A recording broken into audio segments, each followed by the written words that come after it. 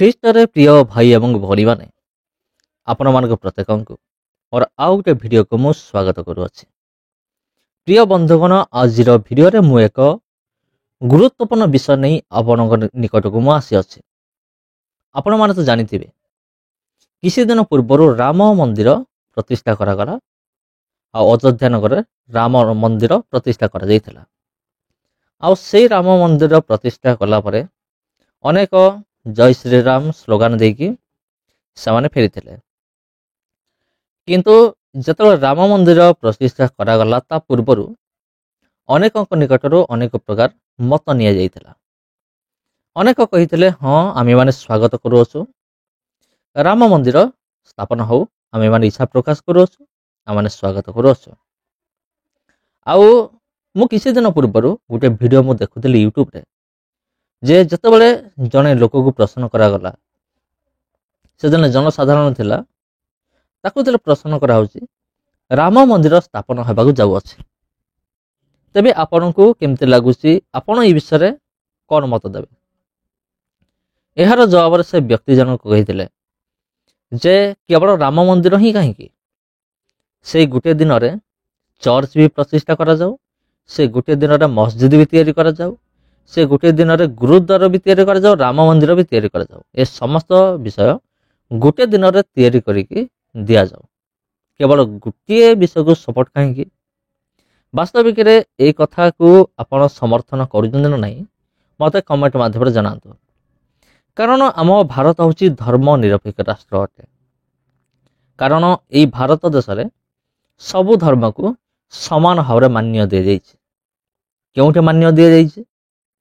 ଆମ ଭାରତର ସମ୍ବିଧାନରେ ସମସ୍ତ ଧର୍ମକୁ ସମାନ ଭାବରେ ମାନ୍ୟତା ଦିଆଯାଇଅଛି। ତେଣୁ ସମସ୍ତେ କ'ଣ କରିପାରିବେ? ନିଜ ନିଜ ଧର୍ମକୁ ପ୍ରାକ୍ଟିସ୍ କରିପାରିବେ, ପ୍ରଚାର କରିପାରିବେ, ପ୍ରସାର କରିପାରିବେ, ଏହି ଅଧିକାର ରହିଅଛି। ଆଉ ଯଦି ଏହି ଧର୍ମ ନିରପେକ୍ଷ ରାଷ୍ଟ୍ରରେ ସବୁ ଧର୍ମ ଯଦି ସମାନ, ତେବେ କେବଳ ରାମ ମନ୍ଦିର ହିଁ କାହିଁକି? ଆଉ ଆମ ଭାରତ ବର୍ଷରେ ଚର୍ଚ୍ଚ ବି ଅଛି, ମସଜିଦ ବି ଅଛି, ଗୁରୁଦ୍ୱାର ବି ଅଛି, ବିଭିନ୍ନ ପ୍ରକାର ଧର୍ମର ଲୋକମାନେ ଅଛନ୍ତି, ସେମାନଙ୍କ ନିମନ୍ତେ ବି କାମ କରିବା କଥା। କେବଳ ଜଣଙ୍କୁ ସପୋର୍ଟ କାହିଁକି? ଆଉ ଯଦି ଆପଣ ସେ ଭିଡ଼ିଓ ଦେଖିନାହାନ୍ତି, ଆପଣ ୟୁଟ୍ୟୁବରେ ସର୍ଚ୍ଚ କରନ୍ତୁ, ଆପଣ ଜାଣିପାରିବେ। ବାସ୍ତବିକରେ ଏହି ଭିତରେ ଏକ ସତ୍ୟତା ଲୁଚିକି ରହିଅଛି।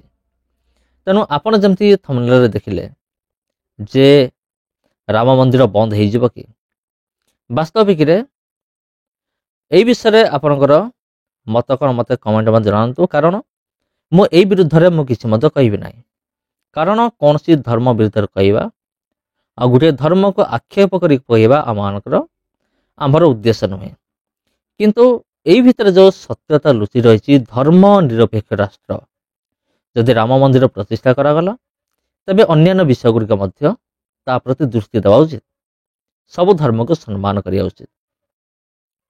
ତେବେ ପ୍ରିୟ ବନ୍ଧୁଗଣ, ରାମ ମନ୍ଦିର ତ ପ୍ରତିଷ୍ଠା ହେଇଗଲା, ଠିକ ଅଛି, କିନ୍ତୁ ଏହା ପରେ ପରେ ଆଉ ଗୋଟେ ବି ଆମେ ଦେଖିବାକୁ ପାଉ, ଆଉ ଗୋଟେ ବି ଦୁଃଖର ଖବର ଆମେମାନେ ଦେଖିବାକୁ ପାଉ, ଯାହାକି ବର୍ତ୍ତମାନ ସୋସିଆଲ ମିଡ଼ିଆରେ ଭାଇରାଲ ହେବାରେ ଲାଗିଛି, ଯେ କିଛି ହିନ୍ଦୁ ଲୋକମାନେ ଆଉ ସେମାନେ କ'ଣ କଲେ, ରାମ ମନ୍ଦିର ପ୍ରତିଷ୍ଠା ହେବା ପରେ ପରେ ସେମାନେ କ'ଣ କଲେ, ସେମାନେ ଆସିକି ଏକ ଚର୍ଚ୍ଚ ଘର ଭିତରେ, ଚର୍ଚ୍ଚ ଘର ଉପରେ ଚଢ଼ିକି କ୍ରସ୍ ଉପରେ ସେମାନେ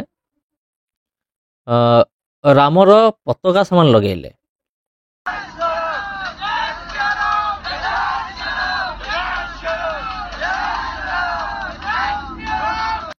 ତେବେ এই ଭିଡ଼ିଓ ମଧ୍ୟ ଆପଣ ଦେଖିଥିବେ ନିଶ୍ଚିନ୍ତ ଭାବରେ, କାରଣ ଏଇଟା ସୋସିଆଲ ମିଡ଼ିଆରେ ଭାଇରାଲ ହେବାରେ ଲାଗିଛି।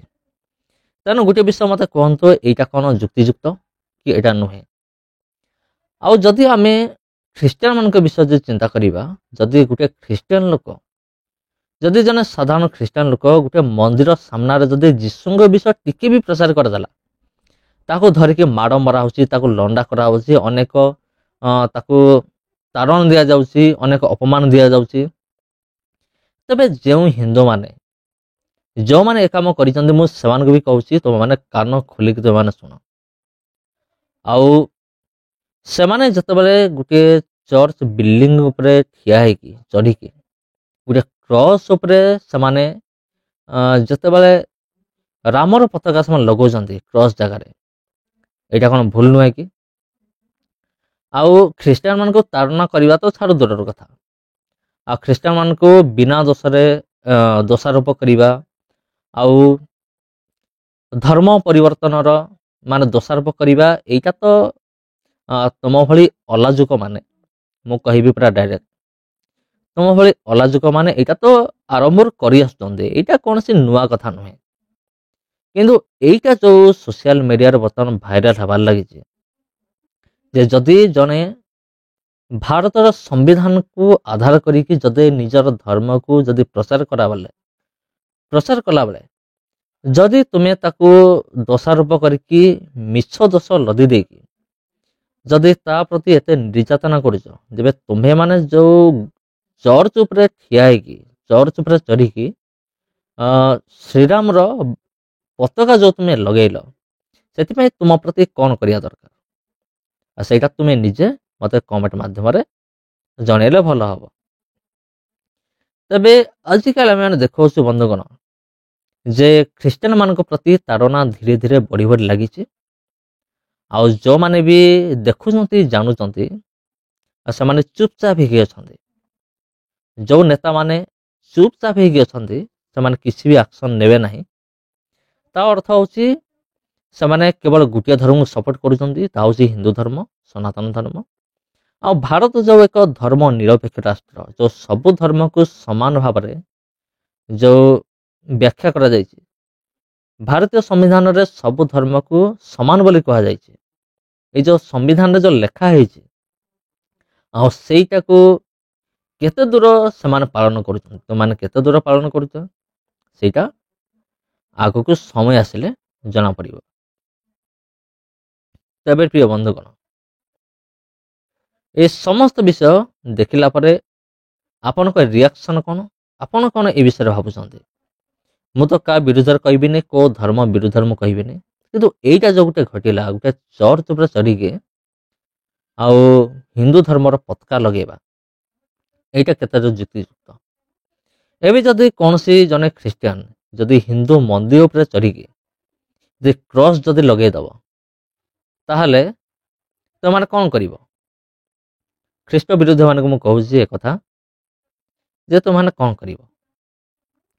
ଯଦି ଜଣେ ଖ୍ରୀଷ୍ଟିଆନ ଲୋକ ଗୋଟେ ଚର୍ଚ୍ଚ ଉପରେ ଚଢ଼ିକି ଗୋଟେ କ୍ରସ୍କୁ ଲଗେଇଦେଲା, ଏଇଟା ଛାଡ଼ ଦୂରର କଥା, ତୁମେ ଯାହା କରିବ ଆମେମାନେ ଜାଣୁ। କାରଣ ଯଦି ଜଣେ ଖ୍ରୀଷ୍ଟିଆନ ଯେତେବେଳେ ନିଜର ଧର୍ମକୁ ପ୍ରଚାର କରୁଅଛି, ଏଇଟା ତ ସମ୍ବିଧାନ ବି ଅଧିକାର ଦେଇଛି। ଆର୍ଟିକଲ 24, 25, 26 ପଢ଼ିଲେ ସେଠି ଧର୍ମଗତ ସ୍ୱାଧୀନତା ଅଧିକାର ଅଛି।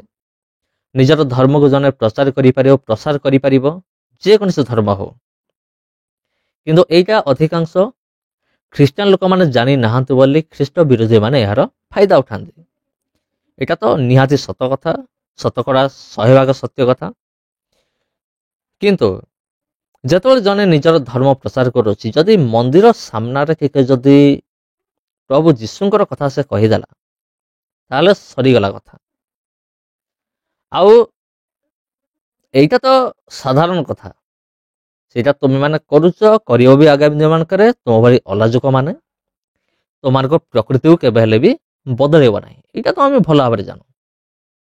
କିନ୍ତୁ ଗୋଟେ ବିଷୟ ହେଉଛି, ଯେତେବେଳେ ତୁମେ ନିଜର ଧର୍ମକୁ ଗୋଟେ ଚର୍ଚ୍ଚ ଆଗରେ ଚର୍ଚ୍ଚ ଉପରେ ଚଢ଼ିକି ଯେତେବେଳେ ପ୍ରାକ୍ଟିସ୍ କରୁଛ, ସେଇଟା କେତେ ଦୂର ଯୁକ୍ତିଯୁକ୍ତ? ତେବେ ଖ୍ରୀଷ୍ଟର ପ୍ରିୟ ଭାଇ ଓ ଭଉଣୀମାନେ, ଯଦି ଆପଣ এই ଭିଡ଼ିଓକୁ ଚାହୁଁଛନ୍ତି ସେୟାର କରିବା ପାଇଁ, ତେବେ ସେୟାର କରନ୍ତୁ, ଅନ୍ୟମାନଙ୍କ ପାଖରେ ମଧ୍ୟ ଏହି ଖବର ପହଞ୍ଚୁ, ଏହି ସମ୍ବାଦ ପହଞ୍ଚୁ। ଆଉ ମୋତେ କମେଣ୍ଟ କରନ୍ତୁ ବନ୍ଧୁଗଣ, ଏ ଭିଡ଼ିଓ କେମିତି ଲାଗିଲା, ଆଉ ଭିଡ଼ିଓକୁ ଅନ୍ୟମାନଙ୍କ ସହିତ ପ୍ରବଳ ମାତ୍ରାରେ ସେୟାର କରନ୍ତୁ। ତେବେ ବନ୍ଧୁଗଣ, ଆଜି ପାଇଁ ଏତିକି। ବର୍ତ୍ତମାନ ମୁଁ ଏଇଠାରୁ ବିଦାୟ ନେଉଛି। ଆଉ ଯଦି ପରମେଶ୍ୱର ଅନୁଗ୍ରହ କରନ୍ତି, ତେବେ ଆପଣମାନଙ୍କ ନିମନ୍ତେ ଆଉ ଗୋଟେ ଭିଡ଼ିଓ ନେଇକି ମୁଁ ନିଶ୍ଚିନ୍ତ ରୂପରେ ଆସିବି। ଆଉ ସେ ପର୍ଯ୍ୟନ୍ତ ମୁଁ ବିଦାୟ ନେଉଛି। ଆଉ ସମସ୍ତଙ୍କୁ ଜୟ ମାସିକି, ସମସ୍ତଙ୍କୁ ପ୍ରେଜ୍ ଦ ଲର୍ଡ। ପୁଣି ଦେଖା ହେବ ଆପଣଙ୍କ ସହିତ ଆଗାମୀ ଅଧ୍ୟାୟରେ ଆଉ ଗୋଟେ ନୂତନ ବିଷୟ ନେଇକି ଗୁରୁତ୍ୱପୂର୍ଣ୍ଣ ବିଷୟ ନେଇକି ମୁଁ ନିଶ୍ଚିନ୍ତ ଭାବରେ ଆପଣଙ୍କ ନିକଟରେ ମୁଁ ଉପସ୍ଥାପନ କରିବି। ତେବେ ସମସ୍ତଙ୍କୁ ମୋର ଆନ୍ତରିକ ନମସ୍କାର, ସମସ୍ତଙ୍କୁ ମୋର ଜୟ ମାସିକି ପ୍ରେଜ୍ ଦ ଲର୍ଡ।